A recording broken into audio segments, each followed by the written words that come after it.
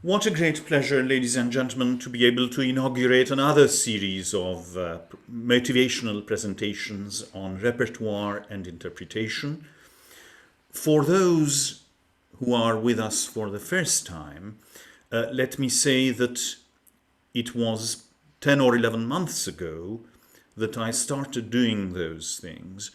It was when we had the first wave of the pandemic, and having already rehearsed for several weeks with the chorus and the orchestra of Charles University in Prague, we found that due to circumstances outside our control, we couldn't do so any longer. And I thought that as a very pleasant means of keeping in touch with each other and with the music that we had been working on and were still hoping to perform, and with our own instruments and our voices, not to say our own musicalities, it would be good every week to gather together and to look at particular pieces together. So during that semester, I started with works that we had already been rehearsing, or which we were planning to perform, even though we hadn't started rehearsing them, or which we had performed quite recently. And at that time, I was very new to this technology, as most of us were, and it didn't occur to me to record those sessions, something that I now regret rather.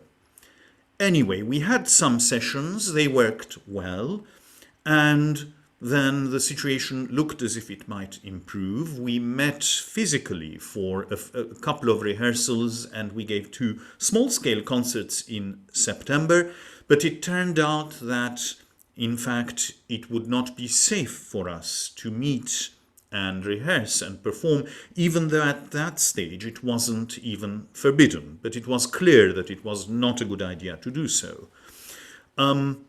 And I waited for a while to see how things would evolve, and sadly the situation became more and more complicated. So I decided that we would have another such set of sessions, and we had 8 such sessions last semester. And this time I decided that I wouldn't hold those sessions only for members of our Prague ensembles, but that we would invite friends from sister orchestras and choruses, fellow members of the European Network of University Orchestras, the Alumni Club of Charles University, who themselves came to me expressing interest, the philosophical faculty, and various friends in all sorts of places. And I decided also to extend those sessions in 2 different respects as well. One was that I would no longer confine myself to pieces we were necessarily rehearsing or were about to perform, which meant that I could talk about virtually anything that I wanted, including Mahler's symphonies, most of which require huge orchestras and which we are not really able to contemplate performing, but it's interesting to talk about them and to listen to them together in any case. And also, I decided I'd ask 3 distinguished colleagues of mine to appear as my guests, and that also worked very well. So given that this semester also it looks as if we're not in a position to play and sing together, I decided to have another 8 such sessions, and then we shall see. And I'm continuing on the same principles as last semester. In other words, I shall not necessarily talk about things that we're about to perform when the situation improves.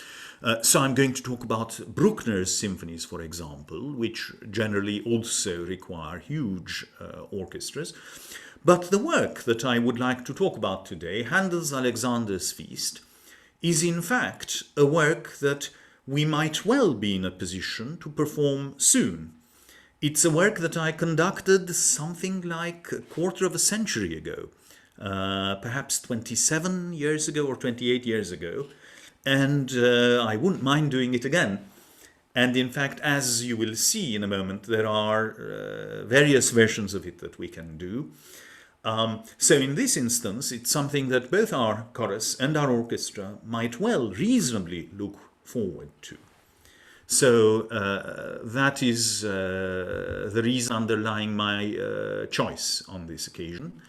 And I hope that it's a piece that you will love getting a taste of on this occasion.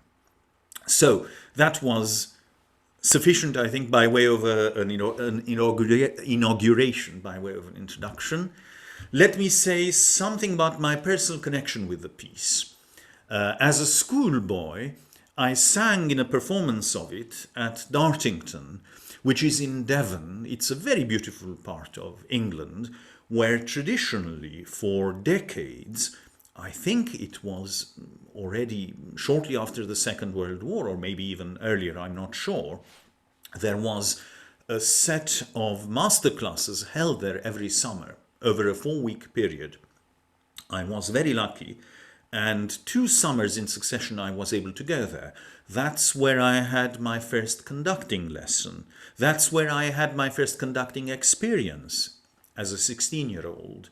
I was able to, there were people who took part in various masterclasses, who got chamber music coaching, singing masterclasses, and open workshops. I first joined an open workshop and then became more ambitious and auditioned for the masterclasses, and to my surprise I got into those as well. But and there was a strong composition class and a conducting class.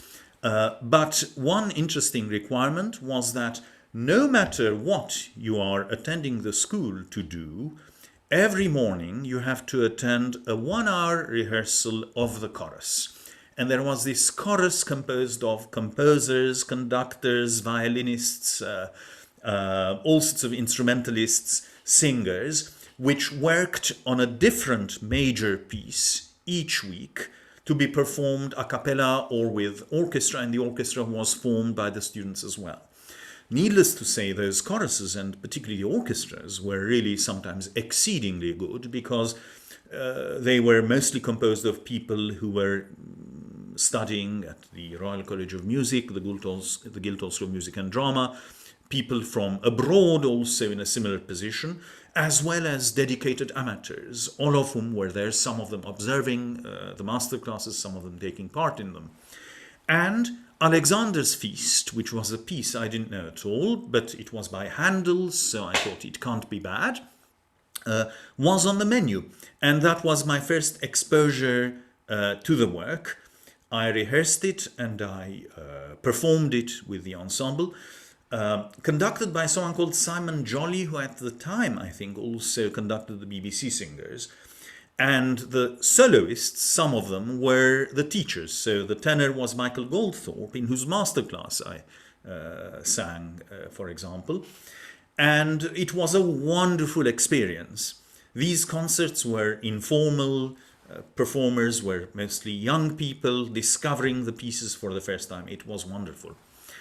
And there's an aria, Revenge Timotheus Cries, with coloraturas, with runs, which was a bit of a showpiece for a bass or a baritone. And I learned it.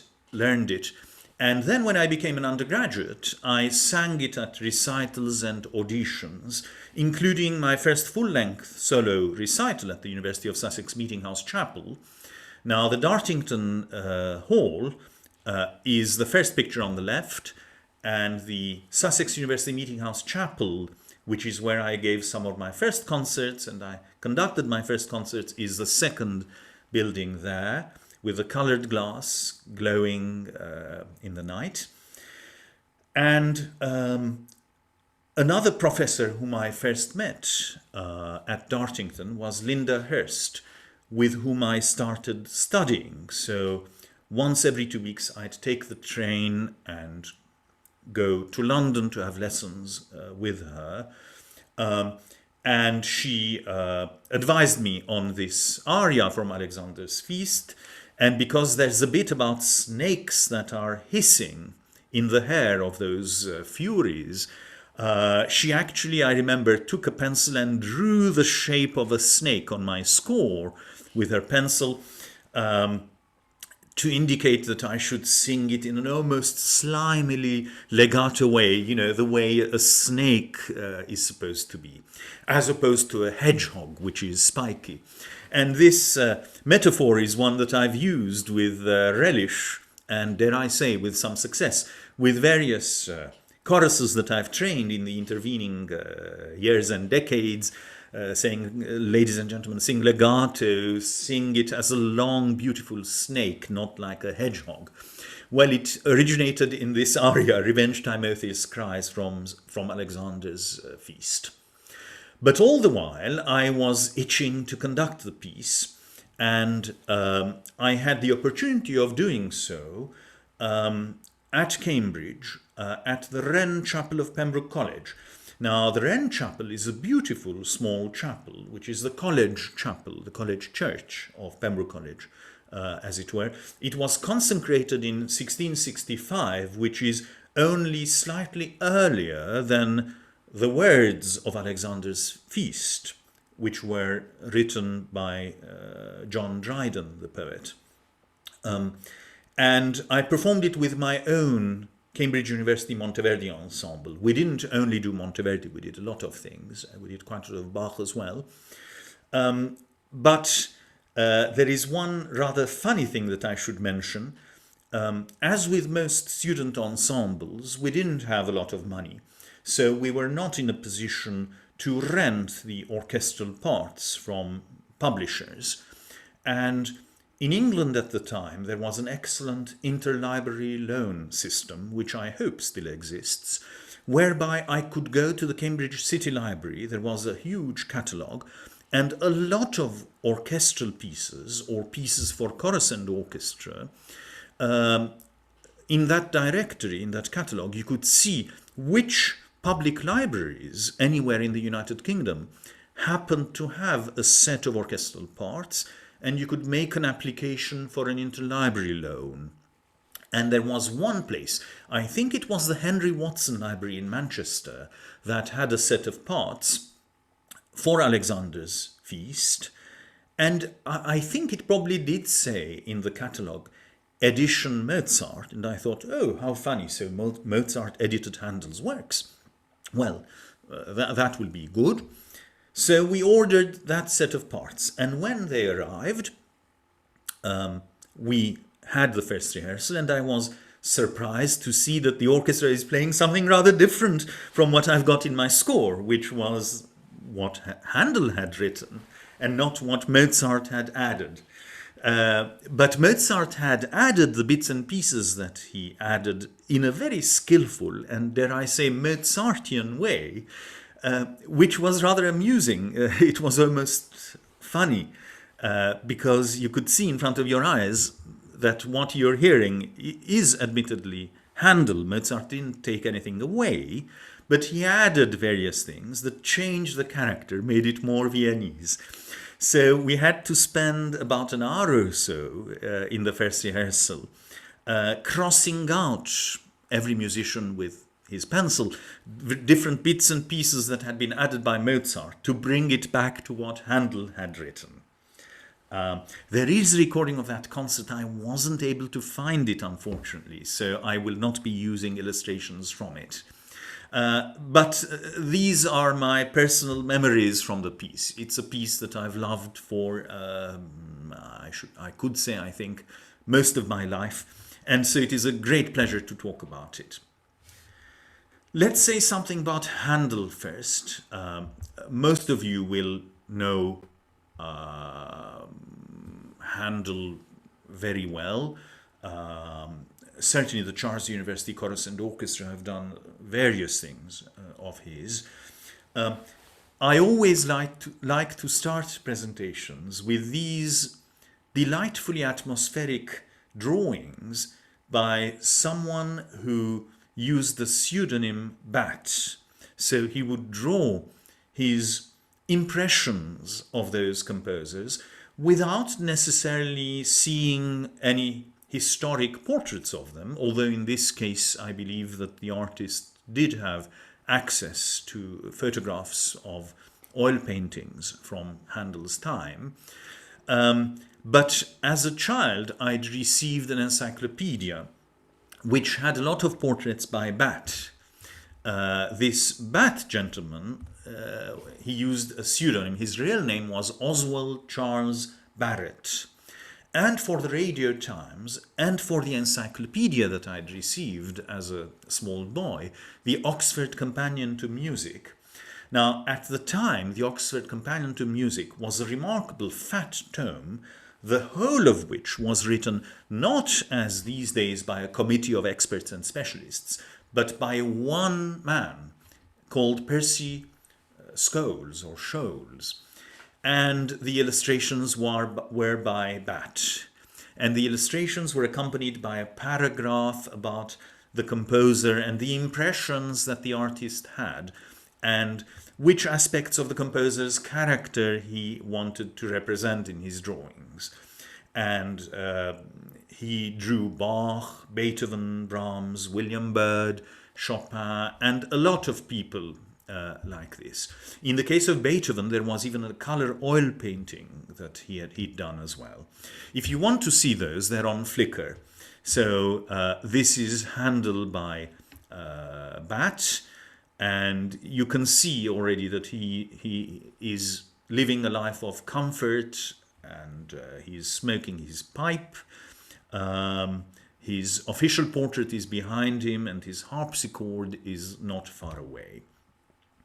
But if you want something more historically reliable, these portraits were made, as far as I'm aware, within Handel's lifetime, and possibly based on his true likeness. And you can see that when he became a little older and famous and distinguished, he would wear a wig, as most distinguished men used to do at the time. And it's characteristic that in the first image you can see his spinet or his clavichord, a keyboard instrument, very near him. In fact, he's leaning on it with his elbow. He's playing his instrument in the second case. And I suspect that even in the third case, it's not far away, because Handel became very famous as a keyboard player, as did Bach.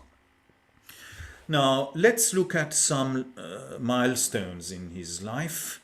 He was born in Halle in Germany, so he was born a German. He became British later on, but he was born a German. His father was a barber surgeon. In those days, barbers and surgeons were one and the same profession. The theologian John Mainwaring was his first biographer, and he wrote a lot of interesting things about Handel, but we know that at least in some instances he's not very reliable necessarily.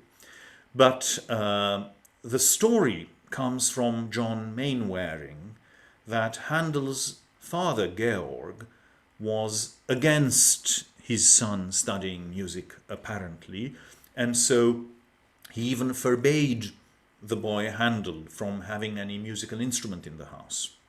So apparently, according to Mainwaring, Handel as a boy managed to find a spinet, a small sort of harpsichord-like portable keyboard instrument, and he smuggled it to the attic, and he would play on it when everyone else was asleep. In fact, Mainwaring says a little clavichord. Well, it is true that clavichords are not particularly loud, so I could believe that if the family were, heavily asleep, he might be able to play without waking anyone up. But whether it is a sort of romantic imaginary tale or whether it is something that corresponds to reality, I can't be sure. What is true is that he first attracted attention as a keyboard player from his youth. And this is one of the reasons why Mainwaring's story is a little doubtful. He was taken to the parish organist, who was his only official teacher, Friedrich Wilhelm Sacco. And this young chap, this Zacco, was an enterprising musician who had a lot of music and was very open-minded. So not only did he teach Handel counterpoint, but he introduced him to a variety of different styles. And it is said that much of what Handel did in later life also goes back to the things that he learned from Zacco. And Zacco apparently was one of the school that believes that you learn through the elbow, as they say. You learn by writing. And he made his student, Handel, copy scores by other masters. And apparently Handel later in life recollected, I used to write like the devil in those days, because his master Zacco would make him copy a lot of scores as a way of mastering the idiom used by a variety of composers. Later on, Handel also registered with the University of Halle, which had been founded rather recently. And although he never graduated as a lawyer, nonetheless, it is very likely that he attended some lectures in law. So I don't think he studied music at the university. Indeed, as I said, his only music teacher was the parish organist Zacco, who was organist at the Halle parish church, which you can see in this photograph on the right-hand side corner. Now, Handel was adventurous, and he didn't like having anyone being a boss over his head, and that made him rather restless. So he moved to Hamburg, and there he was employed at the local opera orchestra, both as violinist and as a harpsichord continuo player. But eventually, his interest in opera led him to move to Italy. First it was Rome in 1706, and by the way, out of a long stream of works he composed in Italian, one of which I happen to be rather fond, is the early oratorio La Resurrezione, the Resurrection, which he composed, and it was performed in 1709. But it's very different to his famous choral oratorios that we associate him with in English, based on Old Testament stories and so on. This oratorio basically covers the events from Good Friday up until Easter and the Resurrection, and some of the heroes, they are Mary Magdalene, Mary Magdalene. Lucifer has a role, a splendid bass baritone role. St. John the Baptist is a tenor, and there's an angel who's a soprano, but there's no choir in this oratorio, La Resurrezione. I urge you to hear it if you can. It's a beautiful piece. Next, he became Kapellmeister to Prince George, Elector of Hanover. And this chap actually became King George I of Great Britain. But in fact, Handel moved permanently to England even before his boss and employer did. And in fact, it is said that their relations were strained because Handel would take the liberty of going away for extended periods, and George would be rather liberal, and he would give him leave of absence for what he considered to be a reasonable period, but Handel would get carried away. And at this stage, Handel in England was still engaged in all sorts of operatic ventures. He composed a lot of operas in Italian for the English nobility. We've got around 40 operas by him. They are being performed more often these days than they were, but for a very long time they were completely neglected.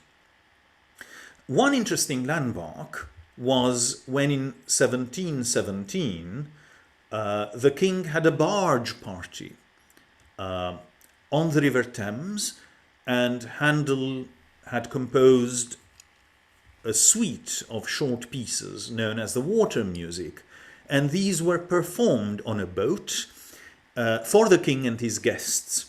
And there's a story, again, it's not clear whether this is just a sort of legend, mere tradition, or whether it corresponds to the historic truth. But legend has it that the king, who had been rather annoyed with Handel, who had gone off on one of his, I don't know, operatic ventures probably, and there was reconciliation between Handel and the king on this occasion.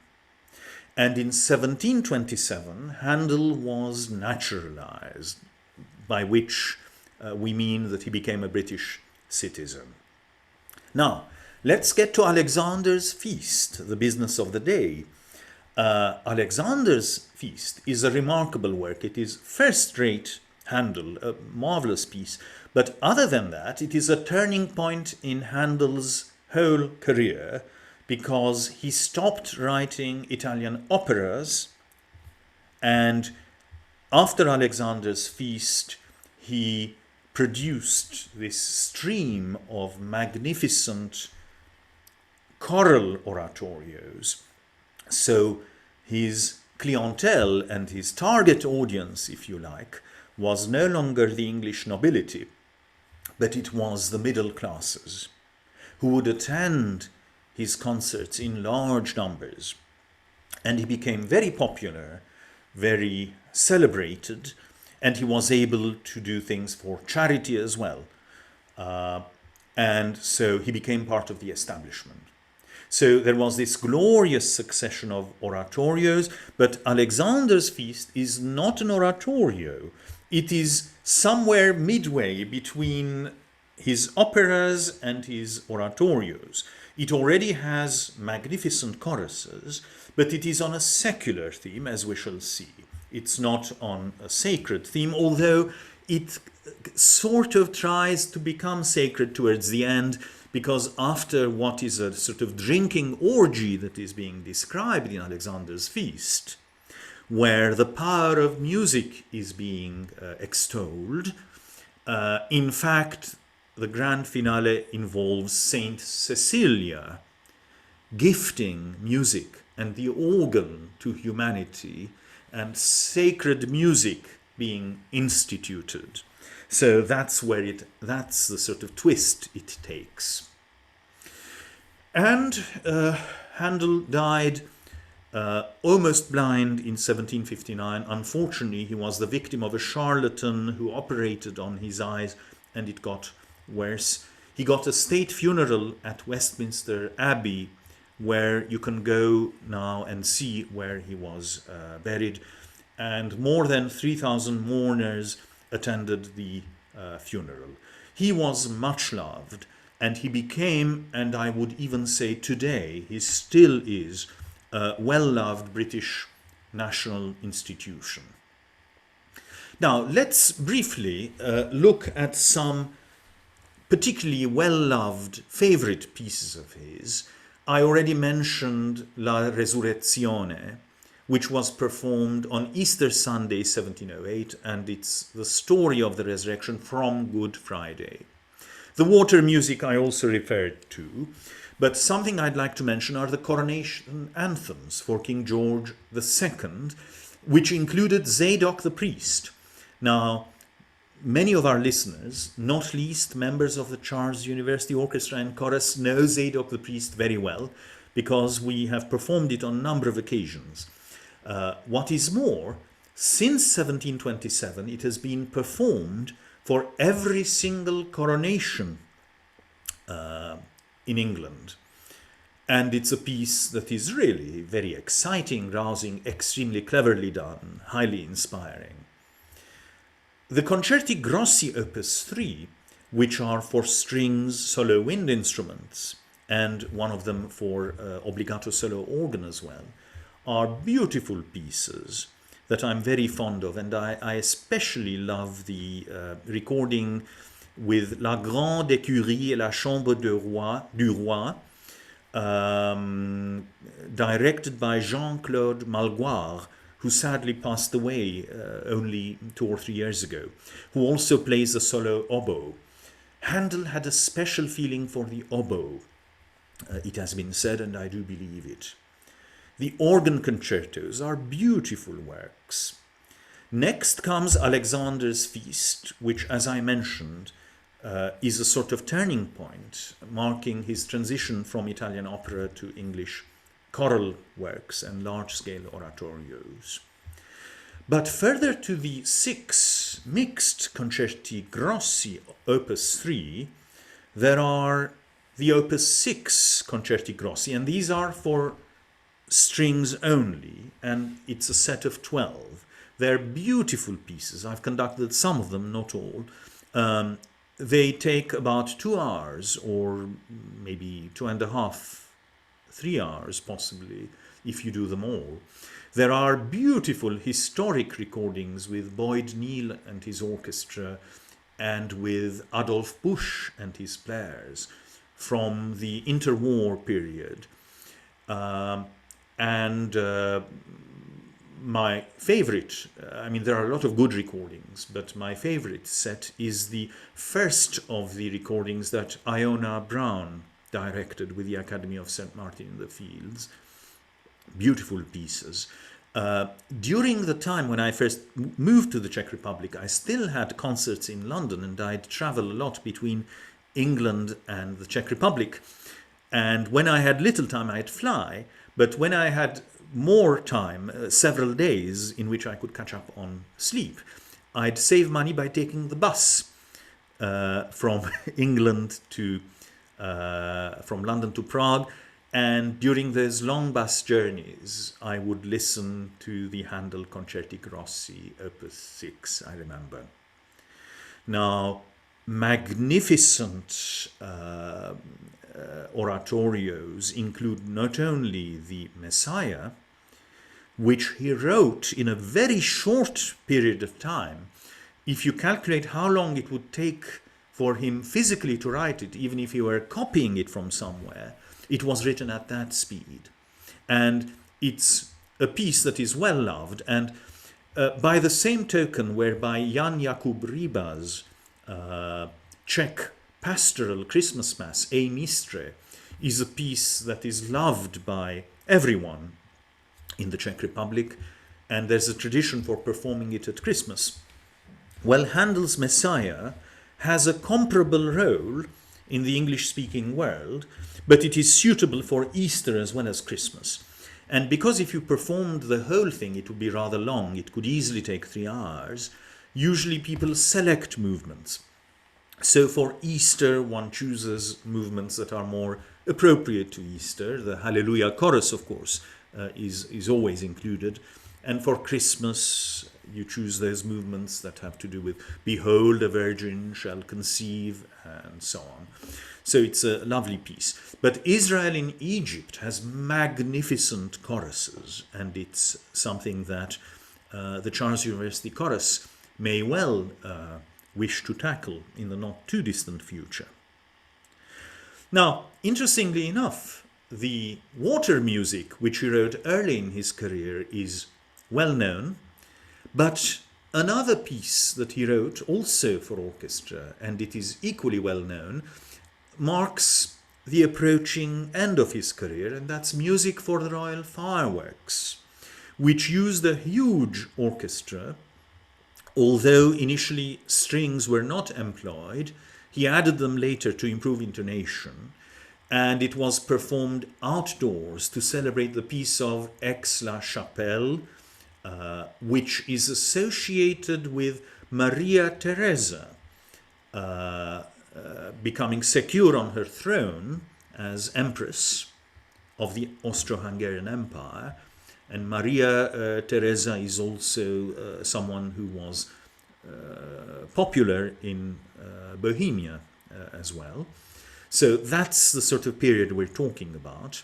And 12,000 people attended the first performance. And the Music for the Royal Fireworks is something that I'm very fond of. And from time to time, I've tried to persuade members of the Charles University Orchestra to play it, but It has been vetoed by our horn players again and again because the horn parts are exceedingly high, it has to be admitted. So we shall see. His last oratorio is really a masterpiece. It's Jephthah.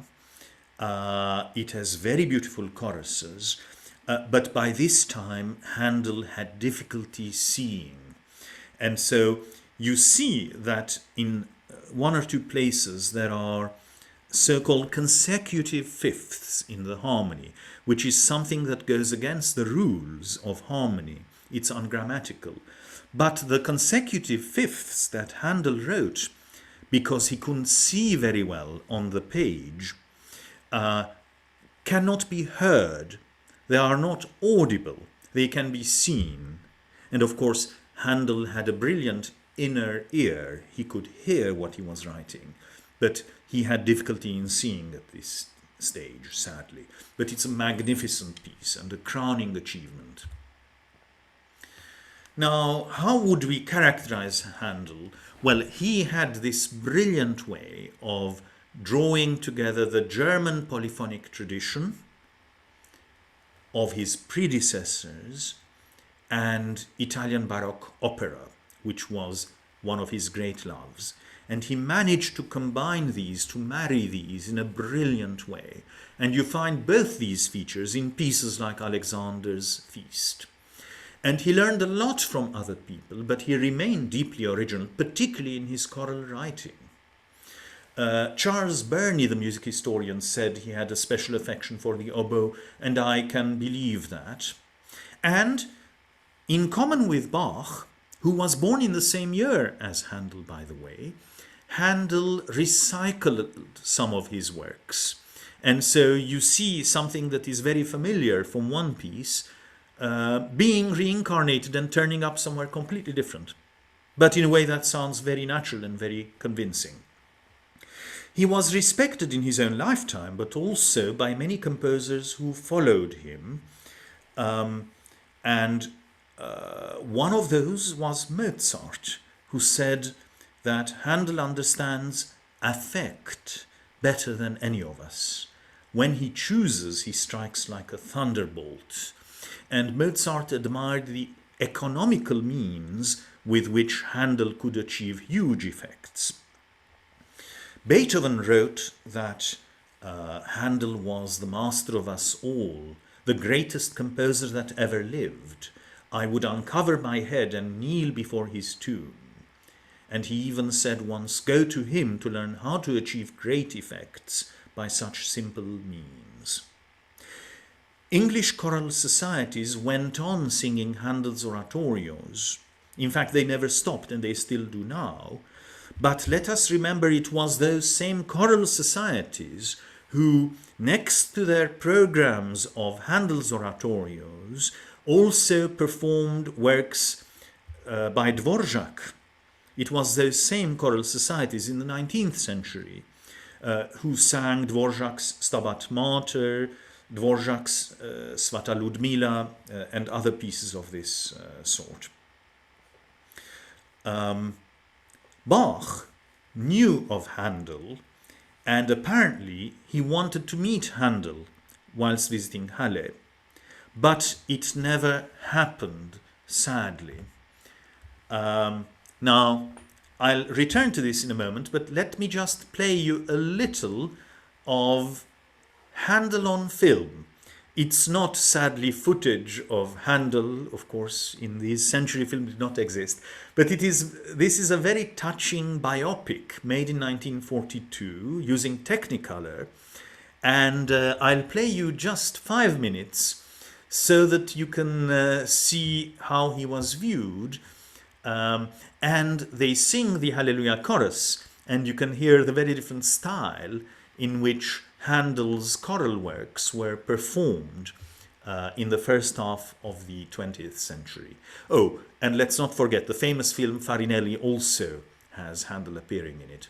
But this is the great Mr. Handel.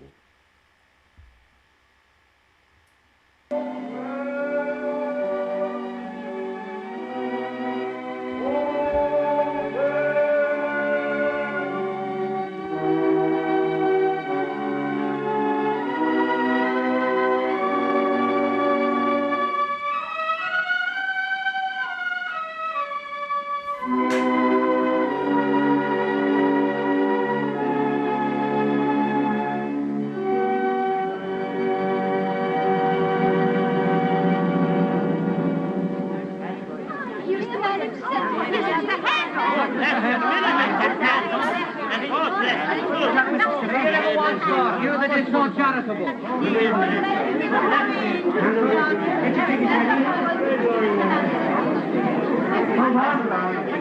Come along there.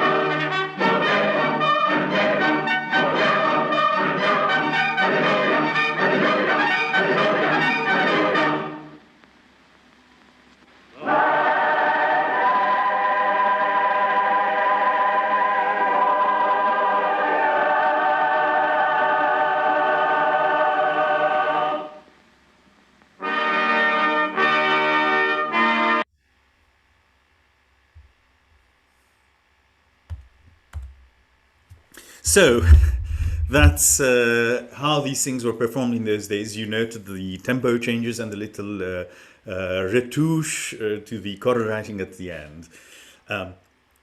Now, before we start looking at Alexander's feast specifically, given that many of our listeners will be Czechs, I just wanted to draw your attention to a remarkable play As I said, Bach had hoped to meet Handel personally, but unfortunately that never happened.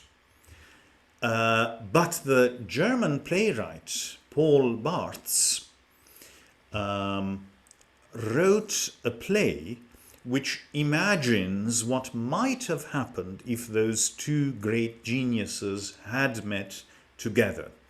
So, on a fictional visit to Germany, Handel invites Bach to a meal at the inn where he is staying. But I remind you, in fact, this never happened. They didn't meet.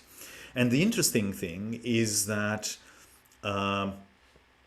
Bach, again, this is imaginary, this is fictive, is envious of Handel's worldly success as a composer, but Handel is envious of what he sees as being Bach's greater genius.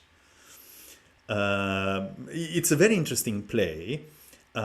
It was put on at the Greenwich Theatre in an English translation in 1995. It was called Handeling Bach. In German, I think it's Mögliche Begegnung. And the Czech version, which I would like to recommend to those of you who understand Czech, it's in the form of a radio play. The title is Mohla to být hvězdná chvíle. And the actors are Josef Kemmer and Rudolf Hrušínský. Hrušínský is a very celebrated Czech actor, particularly well known for his portrayals of the good soldier Švejk. So this thing is actually on YouTube now. So if you are curious, I urge you to listen to this play. But remember, it's fiction. The two men never met. So the conversations that they ostensibly have during this meeting, they say more about what the playwright Paul Barthes perceives rather than what might really have happened. But the fact is that Bach, during his lifetime, was considered a great organist, but he was not especially famous as a composer, unlike Handel. Now, Alexander's Feast, and the title continues. It's Alexander's Feast or the Power of Musick.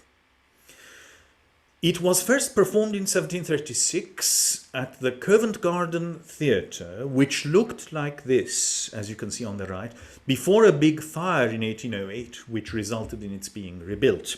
So it didn't look like the Royal Opera House at that time. The librettist was a certain Hamilton, but in fact, Hamilton chose bits written already by John Dryden. John Dryden, the great neoclassical restoration poet, had composed Alexander's Feast back in 1697 to celebrate St. Cecilia's Day. And in fact, there was a musical setting of it by Jeremiah Clarke. Now, most of you will know Jeremiah Clarke without being aware of it, because he wrote a famous trumpet voluntary, which goes something like pom pire da da da pa pom pom pom pi pi pi pi pim pom pom pom pom da da da di dom pom di da da da da da. So Jeremiah Clarke set Alexander's Feast to music, but that score is lost and we don't know what it was like. So Handel did it again. He produced his own version in 1736, and Hamilton chose the words from John Dryden's piece, Alexander's Feast or the Power of Musick. Now, for the first performance, Handel had a very lengthy entertainment that would have taken, I'd say, at least 2 hours, because it included 3 concertos for organ, for harp, and for other instruments. And those concertos were not there by chance, because the theme of the piece is Alexander the Great and Thais, his lover, and Timotheus, the bard, the musician, who is able to play his lyre and so influence the mood of Alexander, inspiring Alexander to engage in various different actions. So the harp concerto is there because Timotheus is using the power of music by playing on his lyre. And the organ concerto is there because it ends with St. Cecilia, and St. Cecilia is traditionally believed to have given the gift of the organ to humanity, which allowed sounds to be sustained beautifully. So the organ concerto was there for that reason. A little bit about Dryden then. As I said, he was a Restoration neoclassical poet. Restoration, that means restoration of the British monarchy after Oliver Cromwell. But Dryden was a sympathizer of Cromwell. And again, just to help put things in a sort of perspective, he took part walking in the procession at Oliver Cromwell's funeral, together with the poets John Milton of Paradise Lost and Andrew Marvell. There's a lot of humor in his writing. Some people say that his satirical verse is his best writing. And Alexander's Feast is not satirical, but there is humor there also. And he wrote Alexander's Feast after a certain time when the theatres had been closed due to the plague in London. Perhaps parallels with our own times when theatres are closed in most places at present due to the pandemic.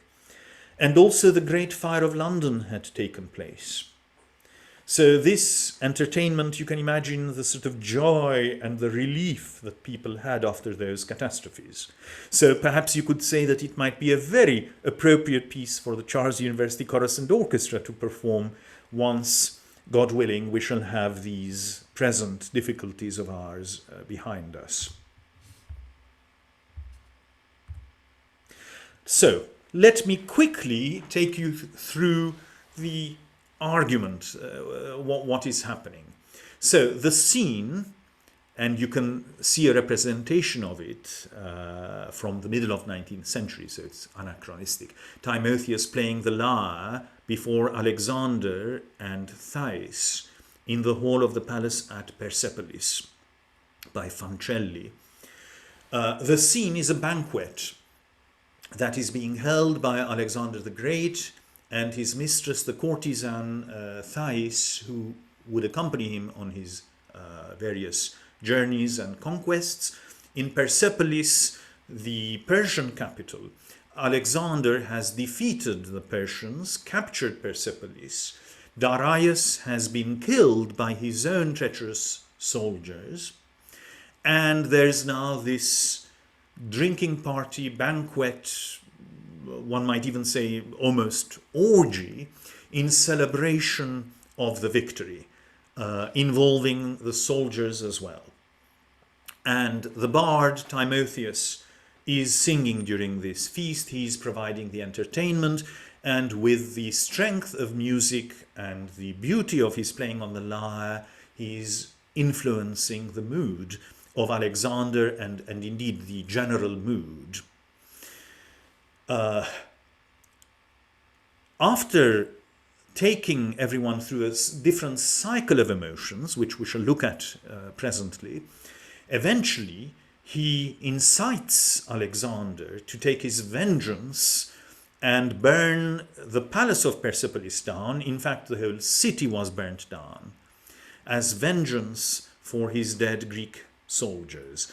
But the mood changes and Saint Cecilia descends, and there's peace and there's goodwill, and the institution of sacred music is established. So let's look at it in greater detail. And so we first see Alexander seated on the throne, feast celebrates the defeat of the Persians, and Timotheus starts first by singing Alexander's praises. It looks as if the melodies of his lyre are bringing God down from heaven. Basically, Alexander's emotions are being manipulated. Timotheus glorifies Alexander as a god, born of the union of Jove, which is Jupiter, and Olympia, his mother, Alexander's mother, that is. And then Timotheus sings of the pleasures of wine, the god Bacchus, encouraging Alexander and the soldiers to drink. The effect that this has on Alexander is that it drives him to a drunken frenzy. He starts to reimagine and relive all his battles thrice over, as the poet says. But then Timotheus decides to change the mood a bit, and he sings of the sad death of Darius, Alexander's enemy. And although Darius had killed King Philip, Alexander's earthly father, let us say, Alexander is driven to feel pity. So with the strength of his music, Timotheus evokes pity. Darius was betrayed by his own men, and his body was left to lie, and there was no one to close his eyes after he had died.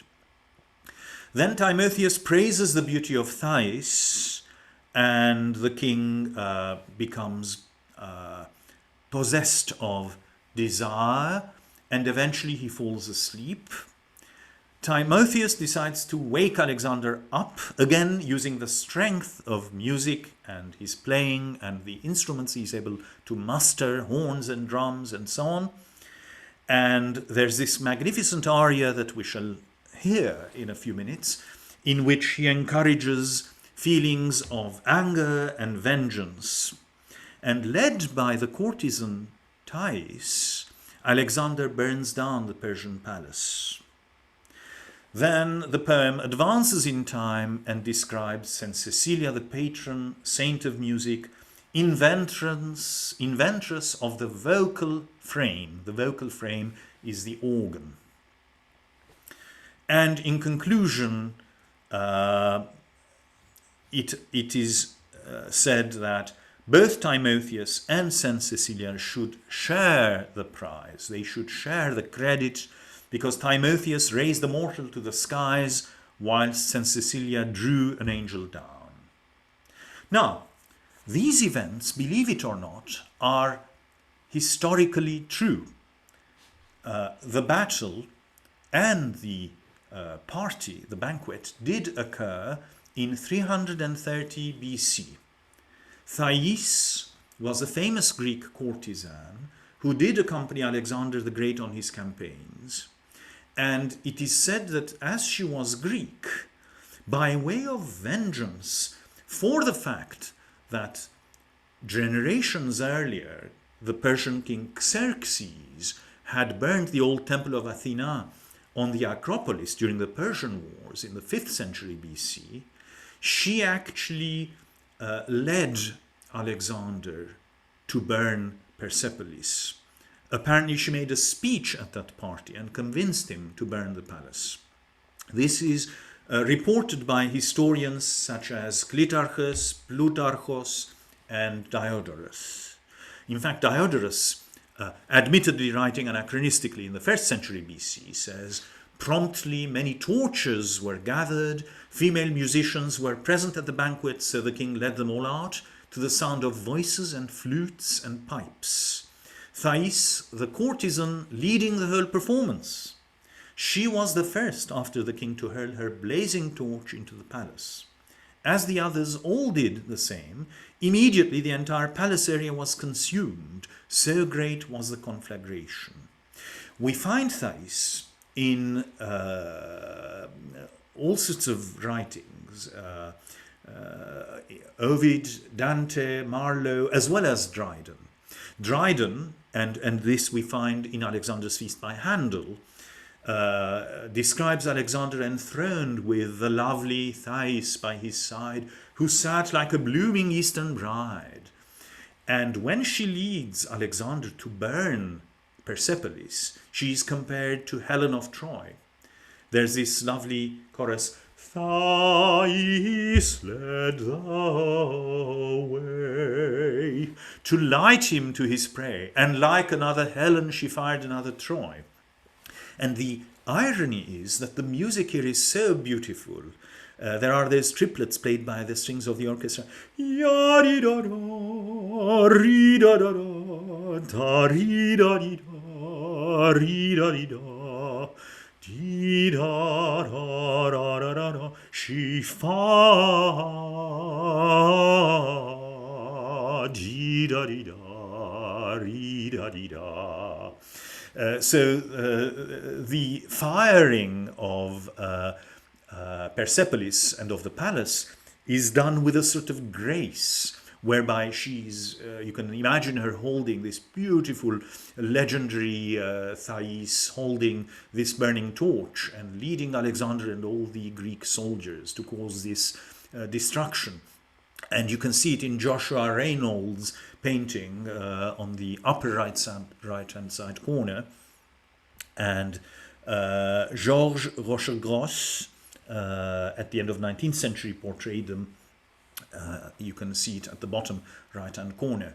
Now, just a word of warning before we go on. There's an opera by Massenet called Thais, from which there's a famous meditation for solo violin and orchestra.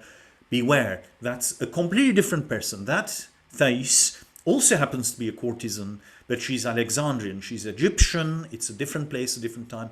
It has nothing to do with our Thais of Alexander's feast. Now, editions and versions. Well, it was premiered in 1736, but Handel revised it on 3 different occasions. And you can find editions that try to combine different versions. There's one which includes the entire 1751 version as well.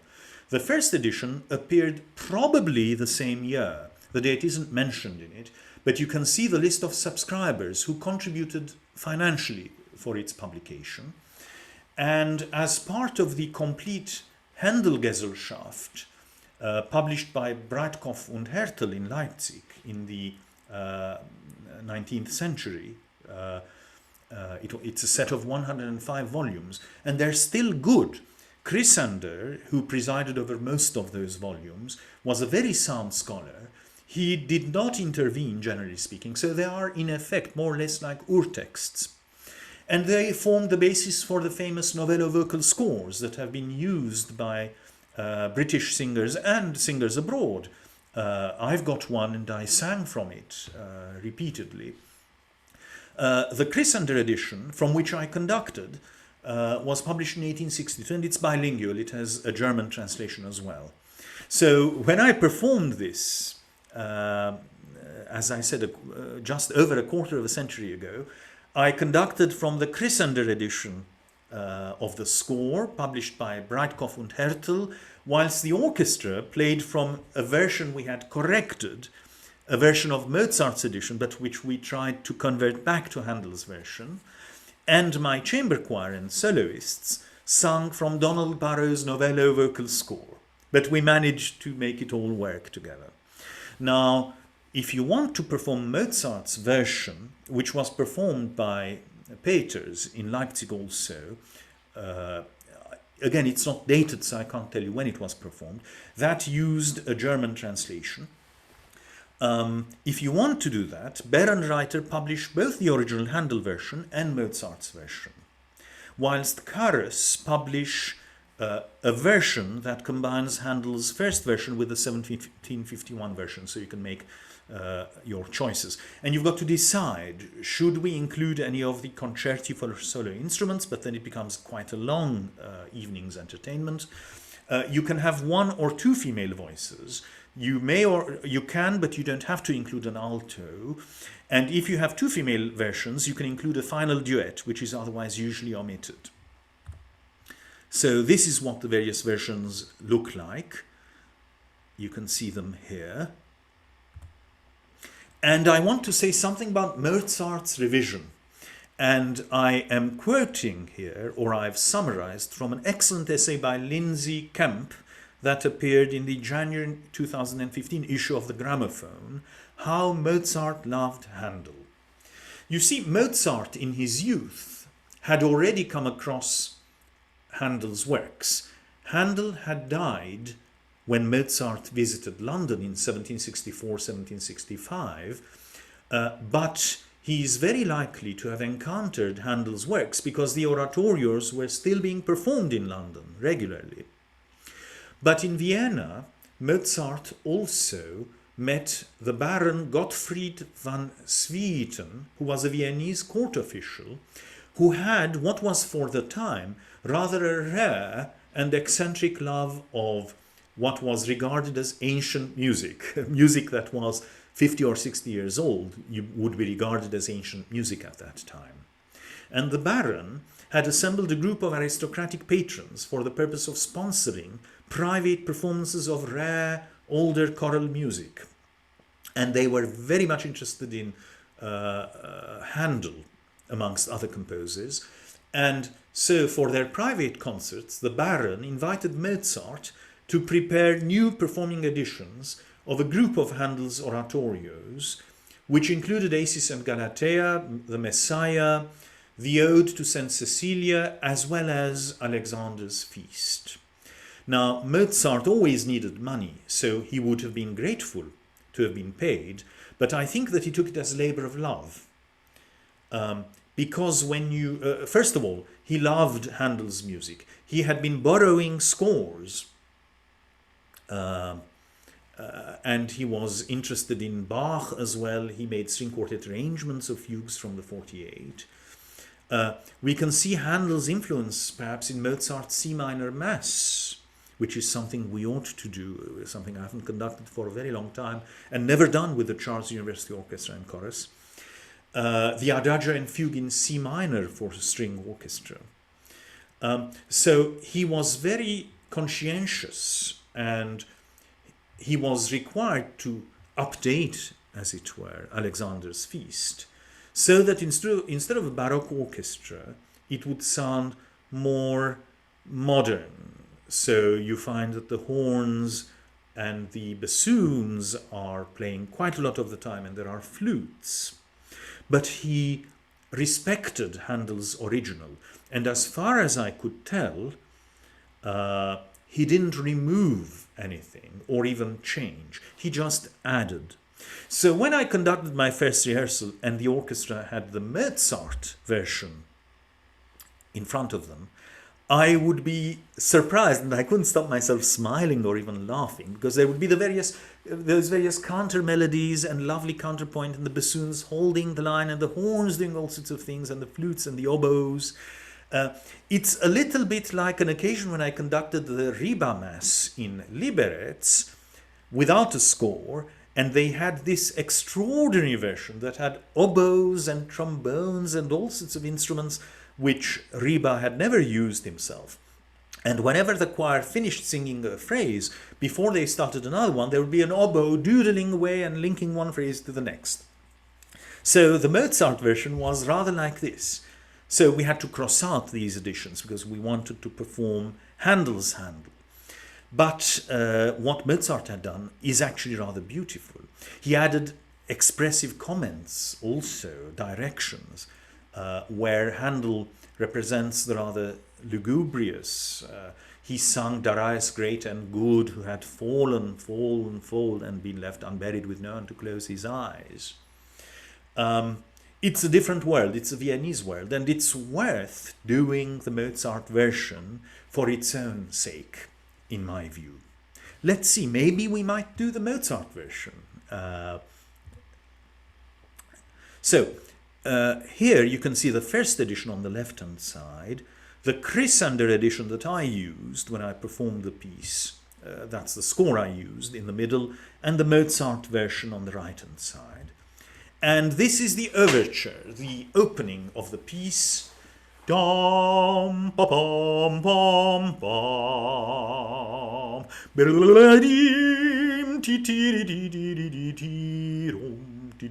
So that's the opening. And you can see that there's nothing else. The strings are supporting the second violins, third violins, viola, cellos and basses, maybe someone playing the harpsichord, but the oboes and the violins have this melody. You can see it more clearly if you look at the middle. That's the Chrysander published edition. The pianoforte, it's just the chords. Well, you can use it for rehearsal purposes, or you can use it, look at it and play the chords when you're playing continuo on the harpsichord. But otherwise, you can see what it's like. Now, if you look at the right-hand side, the third column, that's the Mozart version. So, dee da da da, and during that the horns and the bassoons, you can see, are sustaining chords.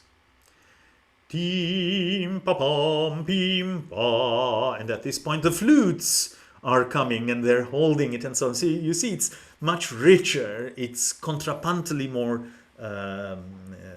complex. And it was a revelation, and very, very interesting, enjoyable and amusing and slightly funny to hear this. Particularly when you weren't expecting to hear this, you were expecting to hear the Handel version. Anyway, enough about the Mozart version, and now let's start listening to some bits. And there's an old recording with the Deller concert conducted by the famous countertenor Alfred Deller, which is not easy to find. It's historic. You can find a brief excerpt of it on YouTube that I recommend that if you have the time, you listen to it. My favorite version is actually the Harnoncourt sound recording made from a live concert in, I think, Bremen, if I'm not mistaken. And it has the Stockholm Bach Choir, Harnoncourt's own Concentus Musicus, Vienna, and a very fine team of soloists. They use the version where the soprano sings even things that in the other version are given to the alto, so in higher keys. But it's all done very skillfully by Handel. Unfortunately, this version omits the duet "Let's Imitate Her Notes Above," when the two female voices sing a duet, let's imitate, which when you've got two ladies singing those solo parts, it sounds almost like sophisticated electronic music made on tape with the two female voices imitating each other perfectly. It's very beautiful and very exciting. So it doesn't include this. I do have an ambivalent relationship with late Harnoncourt because he had a lot of brilliant ideas, but sometimes he would take them to extremes and be rather mannered. But he does this Handel well. If you like, you can find on YouTube a later, albeit undated performance, this time a video where you can see him conducting and his performers performing. But I prefer the earlier version. And there are several other recordings. The 16 have recorded this. And in fact, only a couple of weeks ago, there was a live stream you can find on YouTube now, performed at the Beseda in Brno by a Czech Baroque group. But for my illustrations, I shall now mostly use the Harnoncourt recording. So, I'll quickly talk you through the first bit that we're going to hear. We shall hear the overture, a little bit of which I sung, but you will hear it played with the orchestra. Not in the Mozart version, I hasten to say, but as Handel wrote it. It's followed by an instrumental dance, played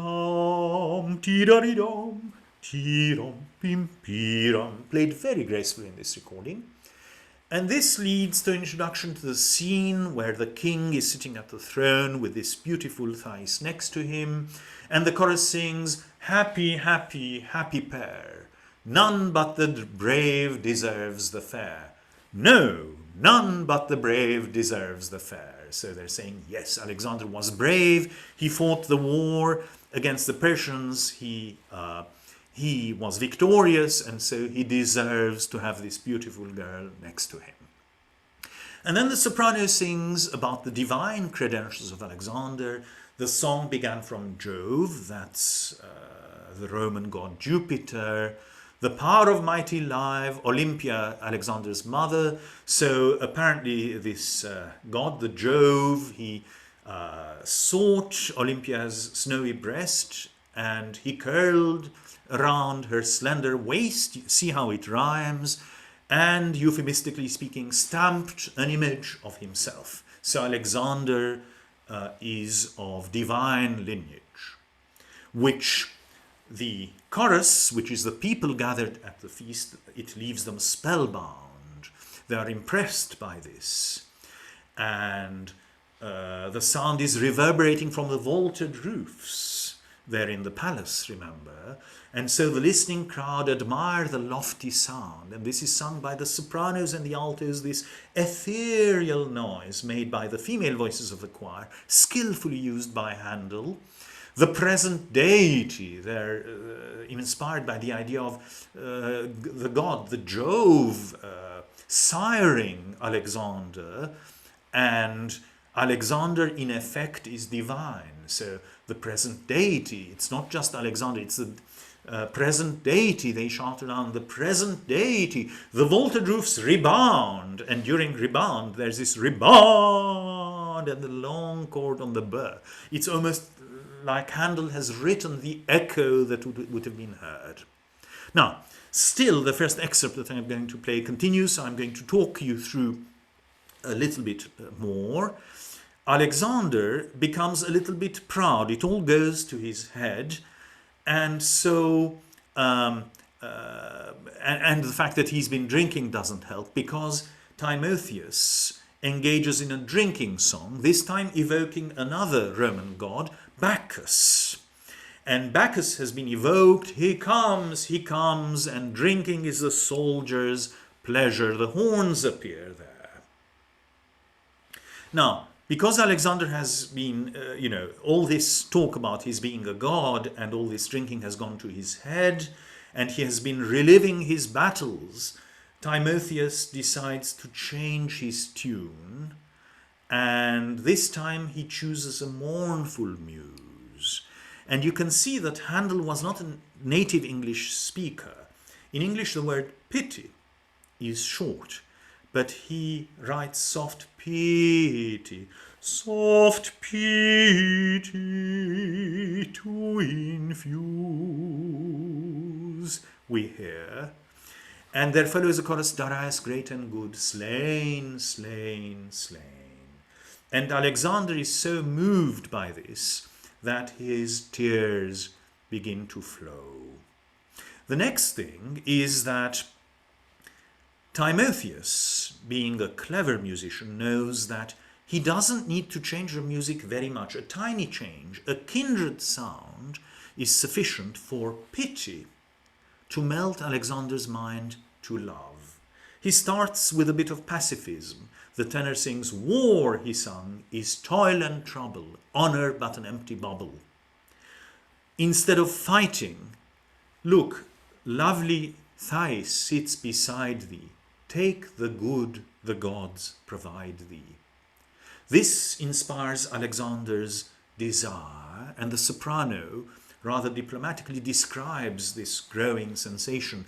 The prince, unable to conceal his pain, sighed and looked, sighed and looked, and sighed again, gazed on the fair who caused his pain.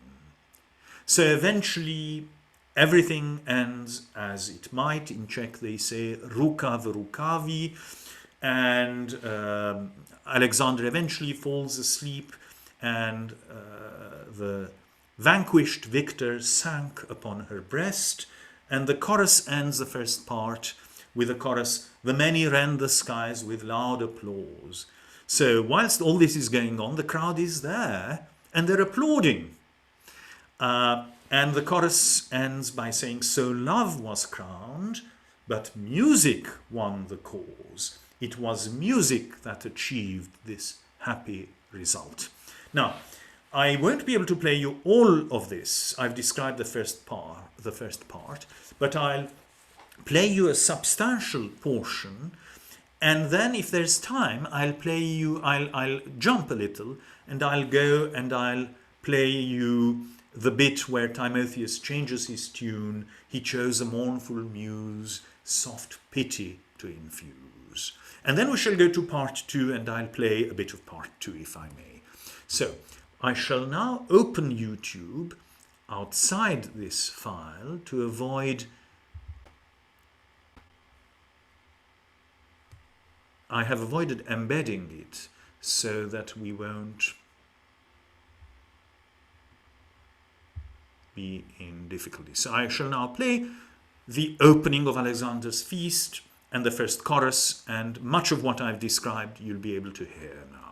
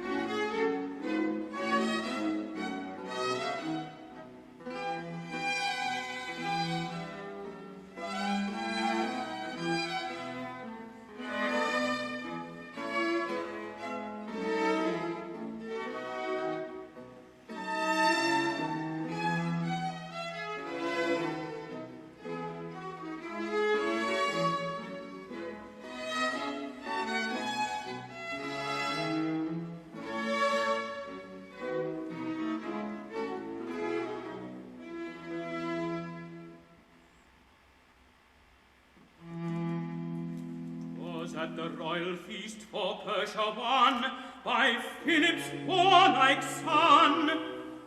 Aloft in awful state, the godlike hero sat on his imperial throne. His valiant peers were placed around, their brows with roses and with myrtles bound. So should desert in arms be crowned.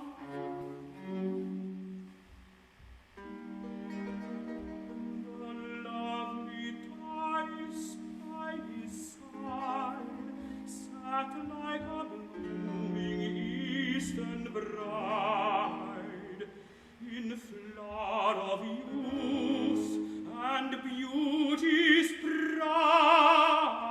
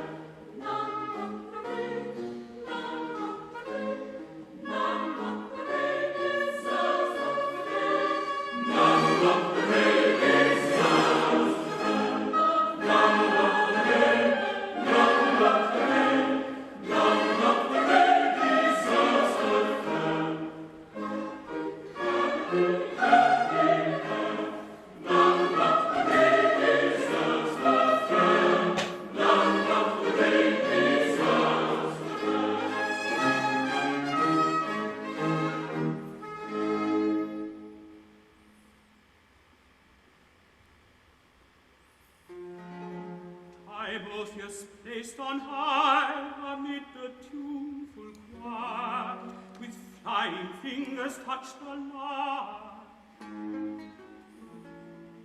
The trembling notes ascend the sky, and heavenly joys inspire.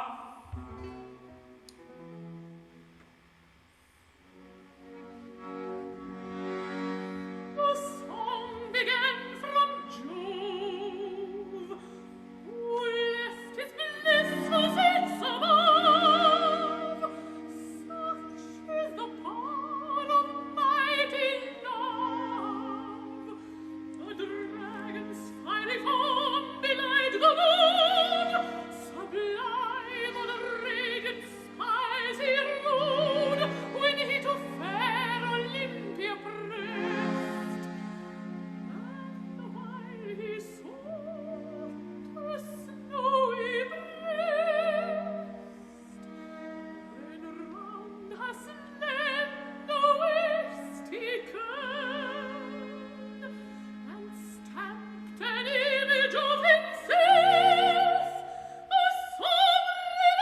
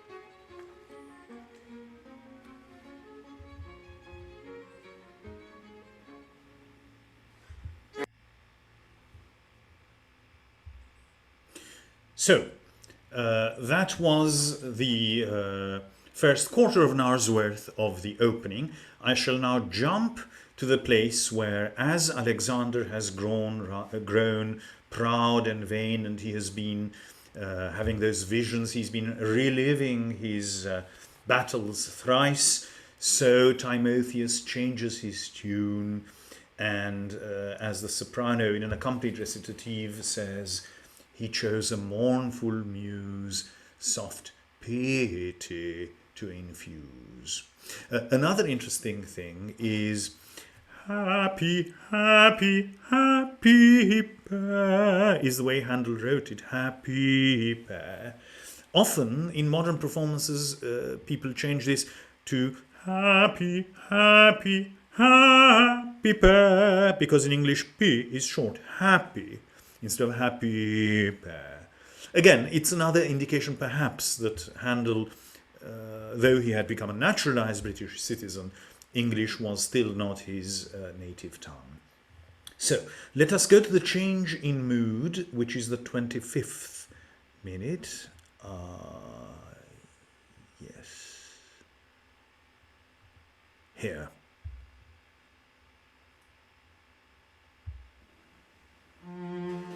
Soothed with the sound, the king grew vain, fought all his battles o'er again, and thrice he routed all his foes, and thrice he slew the slain.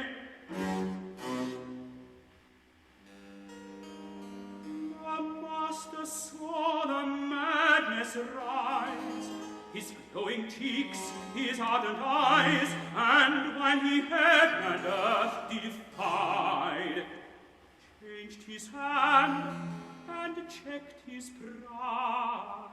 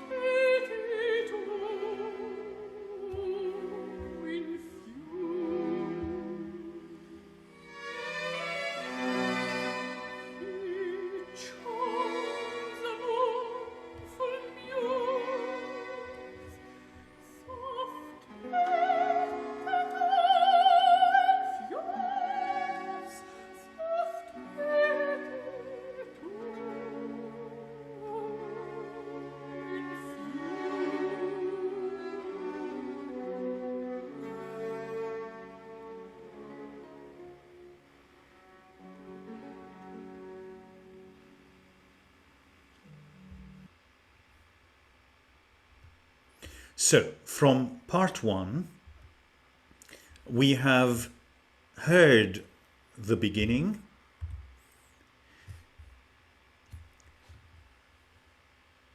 and now we've heard this. We've omitted the drinking song with Bacchus and the horns, and now there's a change in mood. So Alexander will get depressed, he will feel compassion towards his enemy who is dead. And soon after that, Timotheus will make a delicate change to his tune. And so from thoughts of pity and weeping out of compassion, Alexander, the hero, will become aroused and full of desire.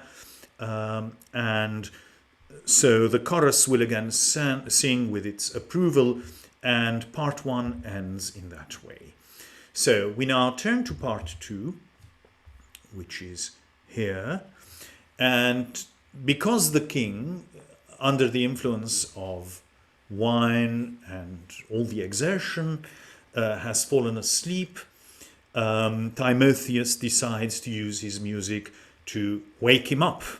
He starts by singing, "Now strike the golden lyre again," louder and yet a louder strain, and the timpani come in and the chorus comes in. It's really very exciting, and Harnoncourt does it very, very well. And then there's a comical reaction. Once the chorus has been singing loudly, the tenor says, "Hark, hark, the horrid sound has raised up his head." I remember when I sang in the chorus, it was difficult not to think of this as being a reference to the singing of the chorus. The horrid sound has raised up his head. And then there's this glorious da capo aria for bass. Da capo aria, it means he sings a particular thing with runs. "Revenge, revenge, revenge, Timotheus cries, revenge, Timotheus cries, tom tom and so on. I won't sing it all now. You will hear it in the recording, and it's da capo aria because it's an ABA form. So there's a middle bit that is slow and haunting. It's the ghosts of the Greeks that they're rising. Behold a ghastly band, each a torch in his hand, each a torch in his hand. Those are Grecian ghosts that in battle were slain and unburied remain inglorious on the plain. You have the pairs of bassoons moving da-da-da-dum, dee-dee-dee-doom, and so on. And then there's an opening to the fanfares and revenge, revenge, revenge, Timotheus cries, revenge, Timotheus cries. And so this leads him to allow himself to be guided by Thais, and with Thais being the first person in her graceful but destructive way, holding this burning torch in her hand, they and the soldiers behind them, they burn Persepolis together. All the time, there are those graceful triplets, ya-di-da-dum, ti-da-di-dum, ya-di-da-di, ya-di-da-di, and so on. We won't hear the burning of Persepolis, but we will hear Timotheus waking up Alexander with a louder and louder orchestra, the choir waking him up, the horrid sound raising up his head, causing him to raise his head, and the bass aria, revenge, revenge, Timotheus cries, see the furies arise, see the snakes that they rear, how they hiss in their hair, and the sparkles that flash in their eyes. With the middle section, behold a ghastly band. These are the ghosts of the Greek soldiers. So we shall hear this from part 2 now. I need to find 56, 54.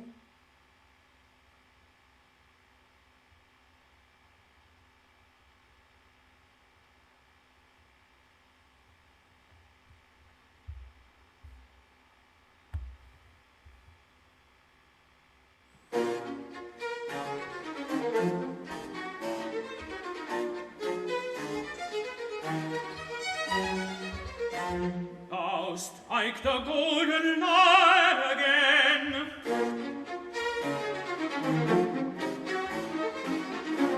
a louder yet, and yet a louder strain.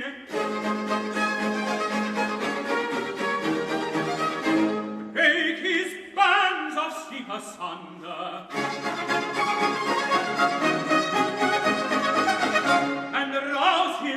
like a rattling peal of thunder.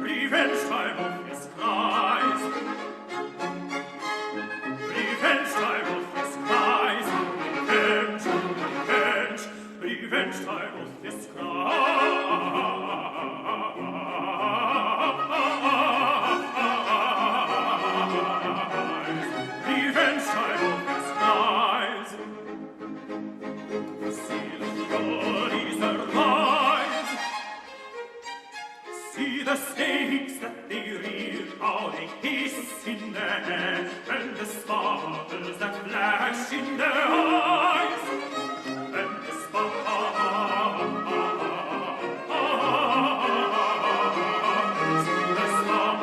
that flash in their eyes. Revenge time of his lies, revenge time of his lies, revenge, revenge, revenge, revenge.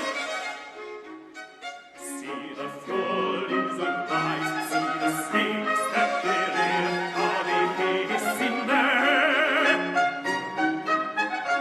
and the sparks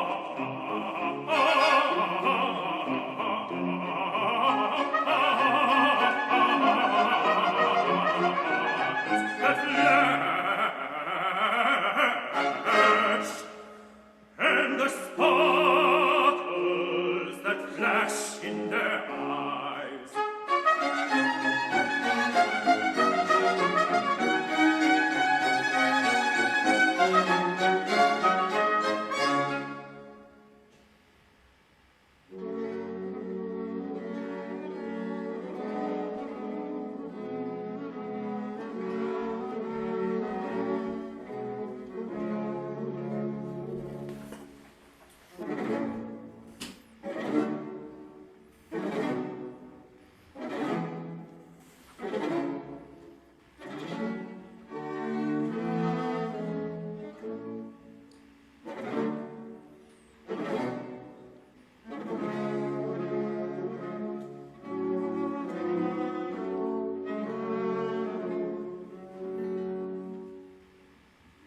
Behold a ghastly band,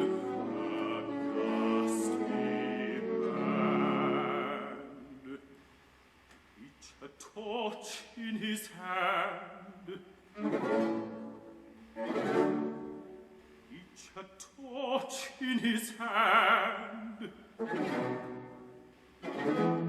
Those are Grecian ghosts that in battle were slain and unburied remain inglorious on the plain.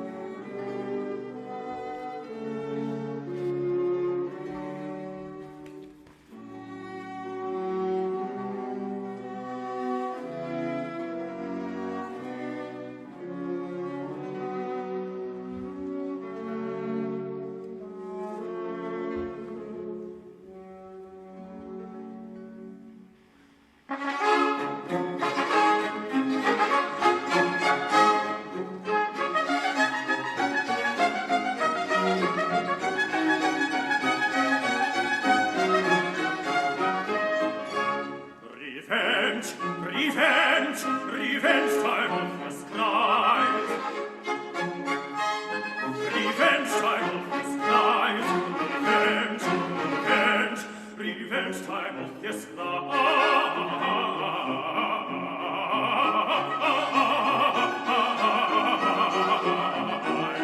revenge time of his lies. See the furies arise,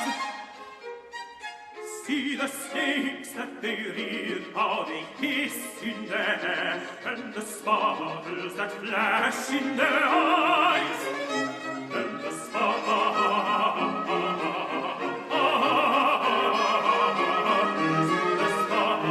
that flash in their eyes. Revenge time of his lies, revenge time of his lies, revenge, revenge, revenge, revenge. See the furies arise, see the snakes that they rear, how they hiss in their hair, and the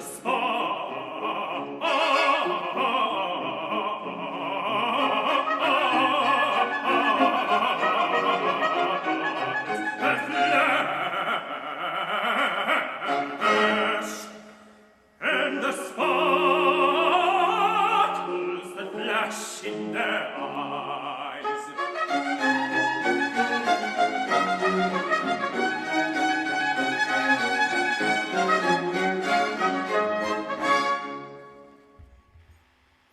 So, ladies and gentlemen, we heard the Stockholm Bach Choir and the Vienna Concertus Musicus conducted by Nikolaus Harnoncourt in a recording made, I believe, from a live performance in 1977 with the soprano Felicity Palmer, the tenor Anthony Rolfe Johnson, whom we heard last semester as the soloist in Michel Corboz's Bach Mass in B minor recording, and the bass baritone Stephen Roberts. And this aria was my party piece for a number of years, and I sang it at various auditions and recitals and so on. Now, we are now approaching the conclusion of our session. All this leads to Alexander deciding, guided by Thais, the Greek courtesan, to build the palace and indeed the whole of Persepolis, accompanied by Handel's graceful triplets on She fared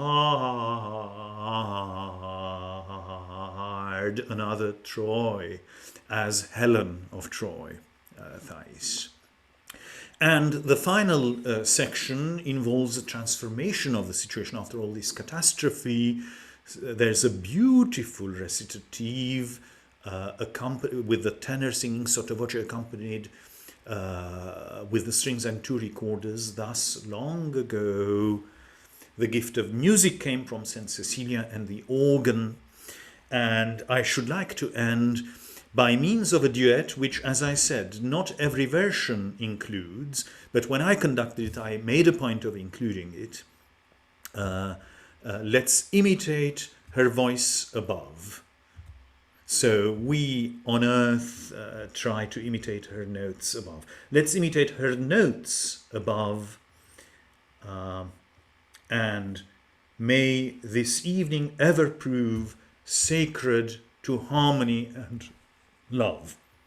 Now for this I shall use another recording with two sopranos being accompanied by the Schleswig-Holstein Festival Orchestra conducted by Rolf Beck, because it's not included in the Harnoncourt version.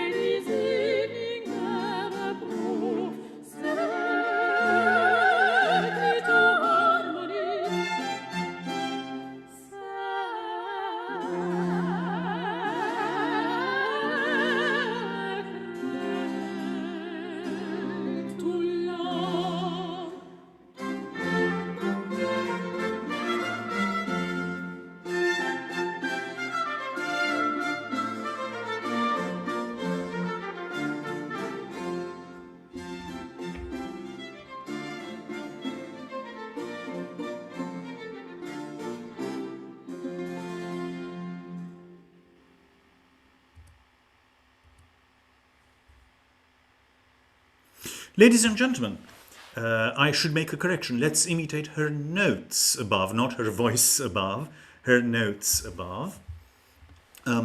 This concludes my presentation. Thank you very much indeed for following me. I tried to give you enough background information so that you will want to listen to the whole thing in your own time at some point. And I'm delighted that I had this opportunity of talking to one of my favorite pieces in the whole repertoire on this occasion.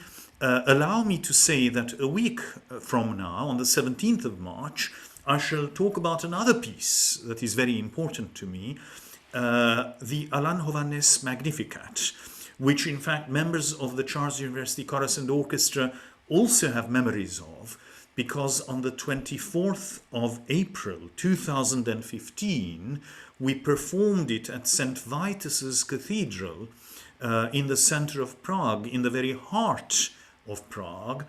So I greatly look forward to welcoming you on that occasion. Allow me also to say that this semester I have 3 delightful guests who will be joining me. They are Dr. Giuseppe Sanfratello, the Sicilian musicologist and choral conductor, Dr. Siegfried Harris, an Australian virtuoso violinist and musicologist of Czech heritage, and the Oxford poet, New Zealand-born Bernard Cadogan, who has been writing a set of sonnets inspired by symphonies by Nielsen and Bruckner and Rabra and other composers. So I shall now stop sharing my screen, if I may, and I shall stop recording, and I shall ask you if you have any questions. So for those viewers who might be enjoying this on YouTube, thank you very much indeed for watching. Sometimes for copyright reasons, we are obliged from time to time to remove copyright material. So if some of the musical illustrations are not there, do please accept my apologies. Perhaps they might. Usually YouTube allows it, but not always. So thank you very much indeed, YouTube watchers. I shall now stop the recording.